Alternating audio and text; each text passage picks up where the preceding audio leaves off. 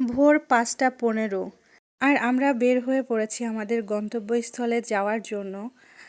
আসলে এত ভোরে বের হওয়ার কারণ আমরা অনেক দূরে যাচ্ছি, মানে আমরা শহর থেকে গ্রামে যাচ্ছি। আর এটা শহর থেকে অনেক দূরে, একটু ভেতরে। তো আমরা ভোর ভোরে বের হয়ে যাচ্ছি। চারিদিকে ভোরের অন্ধকার মিশানো একটা পরিবেশ, একটু গা ছমছম করা অবস্থা, পুরা রাস্তা ফাঁকা।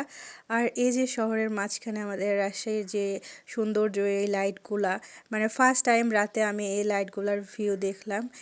আসসালামু আলাইকুম মাই লাভলি অডিয়েন্স, সবাই কেমন আছেন? আশা করি সবাই অনেক ভালো আছেন। আলহামদুলিল্লাহ, আল্লাহর অশেষ রহমতে আমিও অনেক ভালো আছি। আজকে আপনাদের জন্য একটা অন্যরকমের ভিডিও নিয়ে চলে আসলাম। আর এই ভিডিওটা এডিট করতে আমার মন চাচ্ছিল না, মনে হচ্ছিল পুরো ভিডিওটা শেয়ার করি। তারপরেও যেহেতু অনেকটা লং হয়ে যাচ্ছে, এজন্য এডিট করেছি। তো চেষ্টা করেছি কিছুটা লং করার জন্য, ভিডিওটা একটু লং হবে। আশা করি ধৈর্য ধরে আপনারা পুরো ভিডিওটা দেখবেন।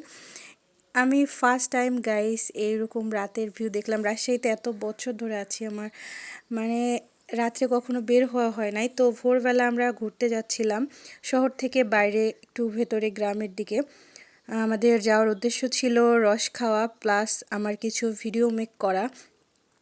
এই জন্য আমরা 4 জন বের হয়ে পড়েছিলাম। আর ভোরবেলা রাত্রে আমরা একটা ইমা পেয়েছিলাম, তো ইমা গাড়ির ভেতর থেকে যে ভিডিও করছিলাম। এটা বিনোদপুরের সাইডে। এই লাইটগুলো দেখতে এত ভালো লাগছিল গাইস, কি বলবো। সবুজ গাছ মানে ছাতার মতো পড়ে আছে রাস্তার উপরে, আর তার মাঝখানে এই লাইটগুলো জ্বলছিল। আর গাড়ির লাল নীল বাতিগুলো এত ভালো লাগছিল। এই জায়গাগুলো এডিট করতে না আমার একদম মন চাচ্ছিল না। চারপাশে ঘুটঘুটে অন্ধকার, এত পরিমাণ অন্ধকার, গা ছমছম করার বদলে আমরা ফিল নিচ্ছিলাম রাতের ভাইবটার। আর এই যে আমরা বানেশ্বর পৌঁছে গেছি, আর এখানে একটা চাঁদ আমাদের পিছু নিয়েছিল। আর আমরা ভ্যানের পেছনে বসে যাচ্ছিলাম। তো চাঁদটাকে দেখে মনে হচ্ছিল চাঁদও আমাদের সাথে পেছনে পেছনে যাচ্ছিল, এই জন্য বললাম পিছু নিচ্ছিল। দেন আমরা চলে আসছি আমাদের গন্তব্য স্থানে, সেই এলাকার ভেতরে ঢুকে পড়েছি। আর এই যে ভ্যানের পেছনে বসে এই ফিলটা জাস্ট ওয়াও, কি বলবো গাইস, এত ভালো লাগে। আর চারপাশে কুয়াশা, খেজুর গাছ, মাঝখানে রাস্তার 2 সাইডে মাঠ, মানে কি বলবো, এত মজা হচ্ছিল, আমরা এত পরিমাণ খুশি ছিলাম। দেন গ্রামে ঢুকতেই এখানে একটা বাসায় দেখলাম, এখানে রস থেকে গুড় তৈরি করছিল। তো রসটা বসাই দিয়েছে, আমরা পুরো ভিডিও নিতে পারিনি আমি। দিয়ে আমরা যেখানে যাচ্ছিলাম ওই আন্টিদের বাসায় পৌঁছে গেছিলাম। দেন আমাদের জন্য ফার্স্টে আন্টিরা রেখে দিয়েছিল রস, যেহেতু আমরা রস খাওয়ার জন্য যাচ্ছিলাম। আর ছিল মুড়ি, মুড়ির সাথে রস। সকাল সকাল সেই মজা, এত মজা, এত ভালো লাগলো, কি বলবো গাইস। আর তারপরে আন্টি গরম গরম চাপটি বানিয়েছিল, আর সাথে ছিল ডিম ভাজা, দেশি মুরগির ডিম, আর ছিল এই যে ধনিয়া পাতার চাটনি। দেন আঙ্কেল আমাদের জন্য চা দিয়েছিল, আদা চা বানিয়েছিল। তারপরে আমরা আমাদের উদ্দেশ্যে গেলাম।